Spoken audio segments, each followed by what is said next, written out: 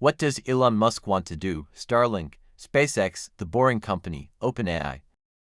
Dear friends, hello, imagine this. No matter where you go on Earth, whether the summit of Everest, the Gobi Desert, the depths of the untouched Amazon, the middle of the ocean, or even a secluded cave where you think nobody can find me here. In all those remote, inaccessible places, what if I told you that with your communication device you could access the internet as if you were at home, without any restrictions, using your phone, and moreover you could get all this very cheaply? What would you say? In this video I will tell you about SpaceX's Starlink project, one of Elon Musk's companies that claims it will provide these possibilities, and the aims behind it. One question: do you think internet communication is a basic human right? I would be happy if you answer in the comments. Now back to our topic. Elon Musk announced in 2015 that SpaceX was working on a communication satellite, and in the same year publicly unveiled the Starlink satellite constellation project with the motto to accelerate and to know. SpaceX President Gwynne Shotwell said they would connect anyone anywhere in the world to the internet by the end of 2022. So what is the Starlink project? The name Starlink was inspired by John Green's novel The Fault in Our Stars, translated as Under the Same Star. SpaceX intends to deliver high-quality internet to the planet's most isolated places with low latency, roughly an average of 30 milliseconds of delay. The Starlink project is a satellite chain built to provide the world's fastest and most economical broadband internet service. Each Falcon 9 rocket launched by SpaceX can carry 60 Starlink satellites per flight. Each Starlink satellite weighs about 260 kilograms, roughly the size of a suitcase. Think of them like stacked biscuits in a package. When the capsule doors open in space, they deploy one by one and begin to form a chain, which is called a satellite train. The satellites are positioned between 350 and 1550 kilometers above Earth. These are low Earth orbit LEO satellites. Dear friends, they obtain their energy from accordion-shaped solar panels that unfold when they reach their assigned positions. They use special krypton-fueled thrusters that allow them to change orientation and maneuver to raise or lower their orbit to avoid drifting. Starlink has gone down in history as the first spacecraft to use krypton fuel in its engines. Normally, xenon is ideal for satellite thrusters because its high atomic mass provides greater thrust, but xenon's rarity makes it much more expensive as a propellant. Therefore, Starlink engineers argued that using the element krypton in the engines would be both more economical and efficient. With 4 powerful antennas on board, they operate in synchronization with each other and with ground stations via geosynchronous communication systems.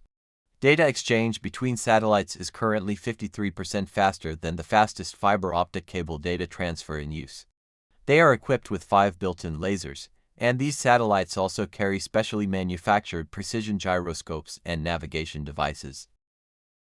The hardware I described not only speeds up communication and improves connectivity but also includes a collision avoidance system to prevent impacts with the growing number of other satellites and vehicles such as the International Space Station. That is, if a satellite detects an imminent collision, it can immediately maneuver and change its position. After its mission life ends, estimated at about 5 years, or if it encounters an irreparable fault, it self-destructs in the atmosphere like a kamikaze aircraft. So how will the system work? Let's look at that first. Information goes from the ground to space, from there to the highest ground towers, then from those high towers to lower dishes, and eventually reaches your mobile phone. But as you move away from those towers, the connections, as you know, worsen. In deserted areas where there are few people, telecommunications companies do not invest there so as not to incur losses. As of April 20, 2020, according to the United Nations database, 9,447 objects have been placed into orbit to date, and the total number of satellites currently active is 2,860. More than 400 satellites have been approved for placement into orbit by various institutions and the Federal Communications Commission, the National Communications Commission, and 7,500 satellites are waiting for permission. Imagine that in April 2019 the FCC granted permission for Starlink to place 12,000 satellites into orbit, and this was approved. The Starlink Operations Center is in a building in Seattle's Redmond Ridge Corporate Center in Washington. In February 2018, the Tentana and B satellites were placed into orbit for the first time. The two test satellites were named inspired by Tintin's Moon Explorer's adventures from the comic. On May 24, 2019, SpaceX launched its first production satellites into orbit with a Falcon 9 rocket carrying 60 satellites, and launched the project. People witnessed the movement of this satellite train throughout the night. With that April launch, the number of Starlink satellites reached 422. It is planned to regularly send 60 to 120 satellites per month with rockets that will launch twice a month. Because for this space-based internet network to work quickly and stably, in the first phase within 10 years 12,000 and in the second phase 30,000 satellites need to be sent, that is, a total of 42,000 satellites. The first 12,000 satellites are planned to be distributed across 3 orbits, the first at about 550 kilometers from the ground with a total of 1,600 satellites. At about 1,550 kilometers there will be approximately 2,900 satellites, and at 340 kilometers about 7,500 satellites. As I said earlier, the total number of satellites will reach 42,000 over 30 years. The system's trial operation begins on January 1, 2021.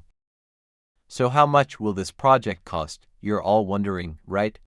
Sending a package of 60 satellites costs about $80 million. The total project budget is exactly $10 billion. So Elon Musk must have a very, very good reason to carry out this project, right? Today, laying cables under the oceans is extremely difficult and costly. The goal is to transmit information faster to us. This right profoundly affects people's lives around the world and really transforms them. Information is today's most important commodity, currency, and power. It will become much more important in the future than it is today. Therefore, I will explain how satellites sent into space can operate faster than the optical cables under the oceans. Although there are various cable lines under the Atlantic Ocean, to achieve even a few milliseconds faster than the existing lines requires billions of dollars of investment and continuous laying of new cable lines. The most important of these lines, considered the world's most important, is the 12,800-kilometer fiber optic cable that connects London to New York or New York to London, and it causes a data transfer delay of 60 to 0.7 milliseconds for its users. For certain companies and stock traders, every millisecond carries extremely high financial value. If communication speed is so important financially, you might ask why we use submarine cables instead of satellites. Well, communication satellites at an altitude of 36,000 kilometers geostationary aren't used for low-latency communications because their delay would rise to about 240 milliseconds. In contrast, the delay in optical cables laid on the ocean floor averages 60 to 0.7 milliseconds.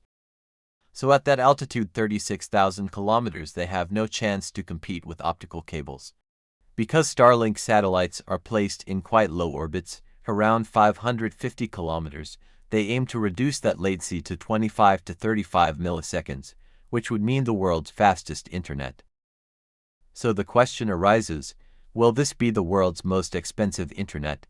But no, the project aims not only to speed up the internet but also to drastically reduce costs. SpaceX will invest $10 billion in this project by 2030. That sum may seem large, but it is not for just the next 10 years. Remember that the cost of laying optical cables under the oceans over the next 7 years will be around 15 times that, i.e., $150 billion. Because internet services were historically a state monopoly, there is more emphasis on controlling information flows than on raising the bar. Therefore, progress is somewhat slow. Elon Musk saw this gap and found ways to reduce government space agencies' launch costs by up to 400%. How? He founded SpaceX. Consider that reusable rockets have reduced costs by around 9.2 times, and this is a fact. Starlink satellites are used for communications, reconnaissance, and scientific purposes, and some satellites are planned to be sold to militaries.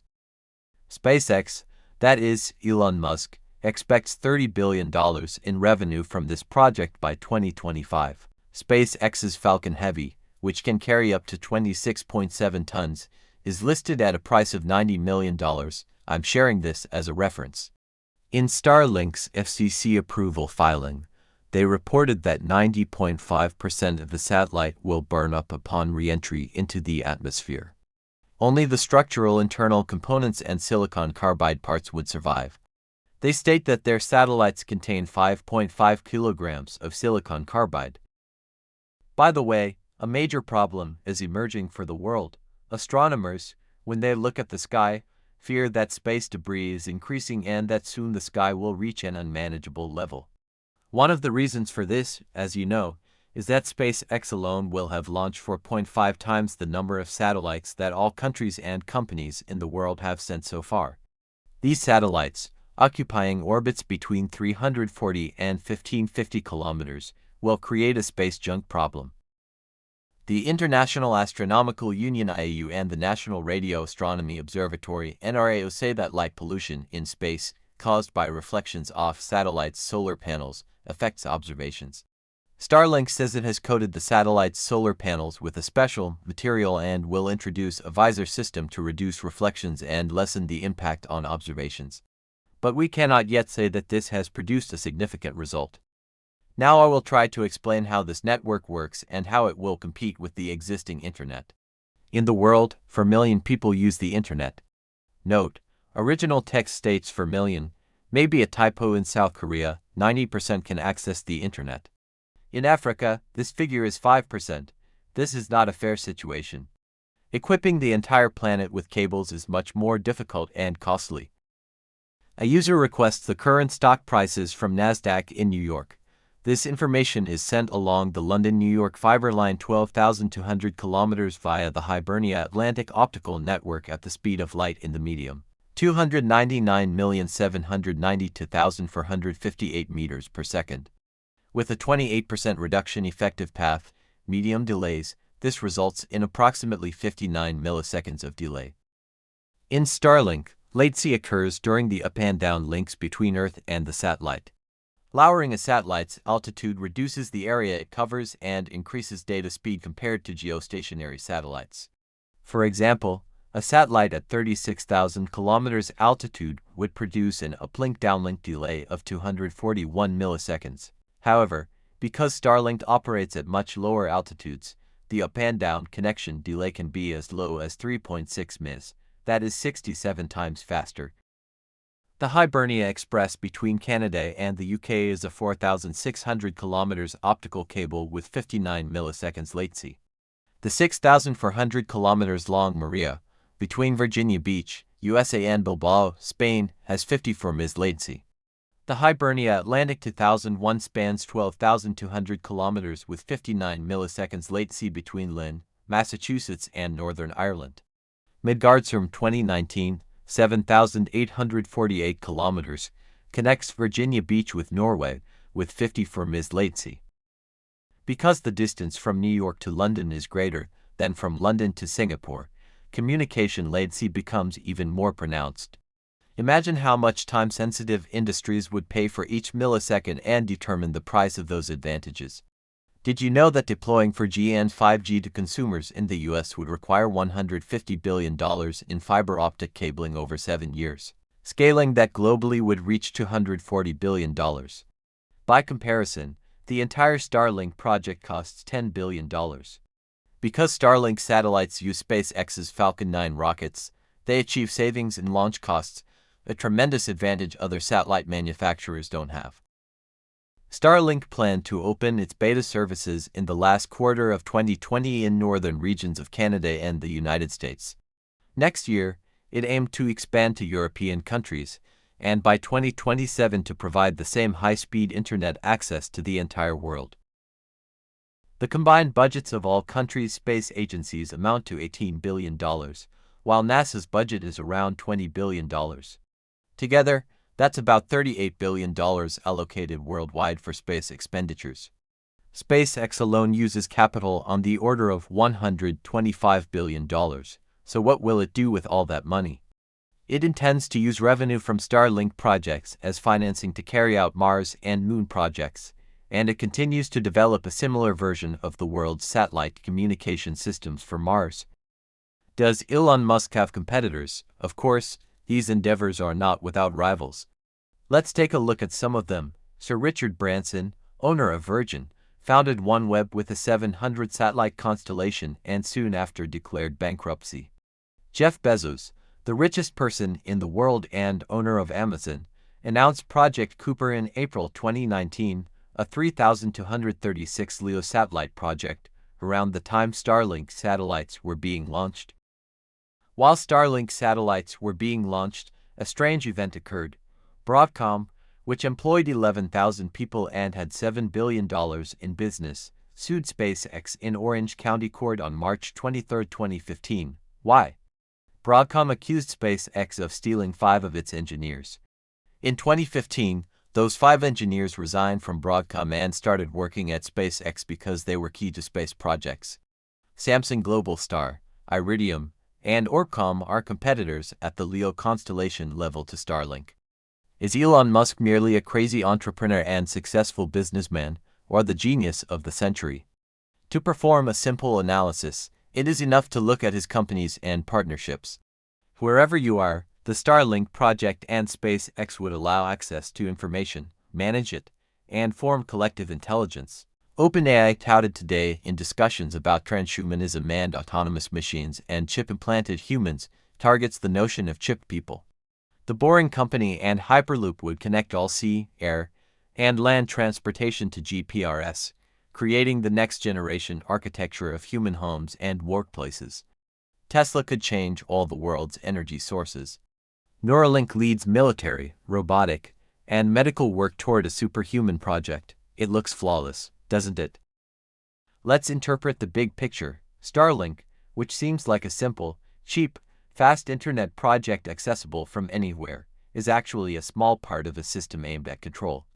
You change information management, you change energy, you change defense, you change the economy, and most importantly, you change people, and Starlink controls all of these. Why? Yes, all of it is to establish a new world order. Friends, see you in the next video. Stay healthy and stay tuned.